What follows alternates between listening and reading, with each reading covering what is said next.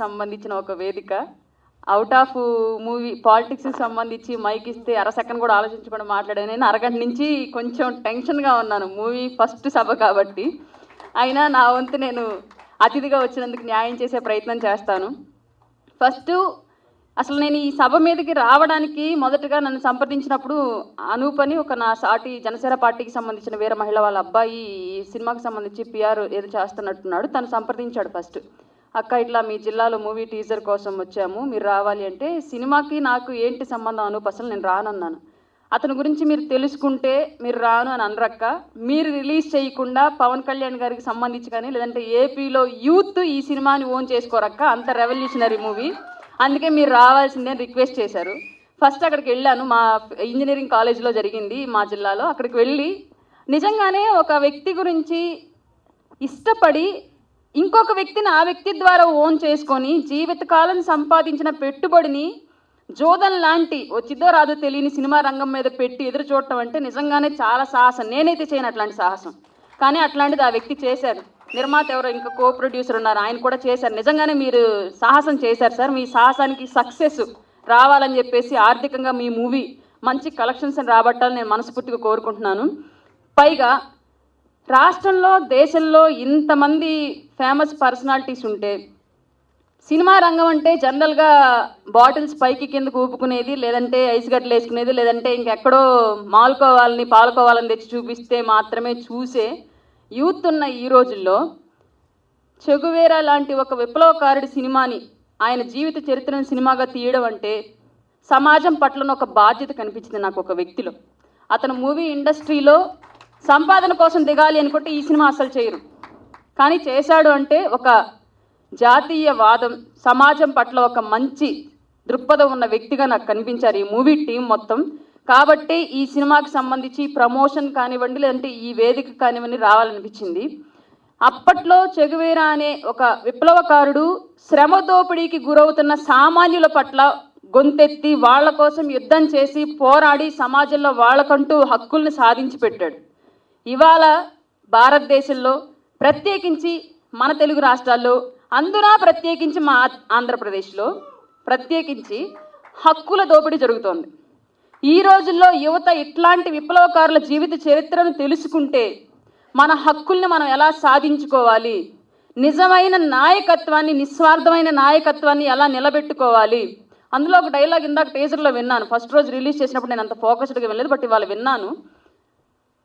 News channels, media channels, news పేపర్లు లేని నాయకుడు ఉన్నాడా, రాజకీయ పార్టీ ఉందని ఒక డైలాగ్ విన్నాను. నిజంగానే ఈరోజు రాజకీయాలకు పట్టిన దరిద్రం అది, రాష్ట్రానికి పట్టిన భ్రష్టు అది.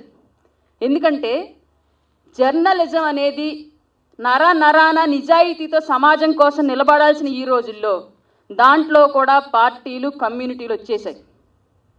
అట్లాంటి పరిస్థితుల్లో ఒక సామాన్యుడి గురించి సినిమా చేయాలి అన్నా, ఆ సినిమా కోసం ప్రమోషన్ చేయాలన్నా, ఒక విప్లవకారుడి గురించి సినిమా తీయాలి, అతనికి సంబంధించిన ఆ భావజాలాన్ని ఈరోజు రాష్ట్రంలో నింపాలి అన్నా నిజంగా నిస్వార్థ పరుల వల్ల మాత్రమే అవుతుంది. ఈ స్టేజ్ మీద ఉన్న ప్రతి ఒక్కళ్ళని నేను మీలో ఆ నిస్వార్థమైన పరమైన సేవా గుణాన్ని చూశాను సార్ మిమ్మల్ని అందరినీ. ఎందుకంటే పెద్దవాళ్ళు చిన్నవాళ్ళని ప్రమోట్ చేయడానికి చాలా చోట్ల రారు, మళ్ళీ వాళ్ళు ఎదిగిపోతే ఎక్కడ మళ్ళీ మనం డౌన్ అవుతామో అన్న ఫీలింగ్ తోటి.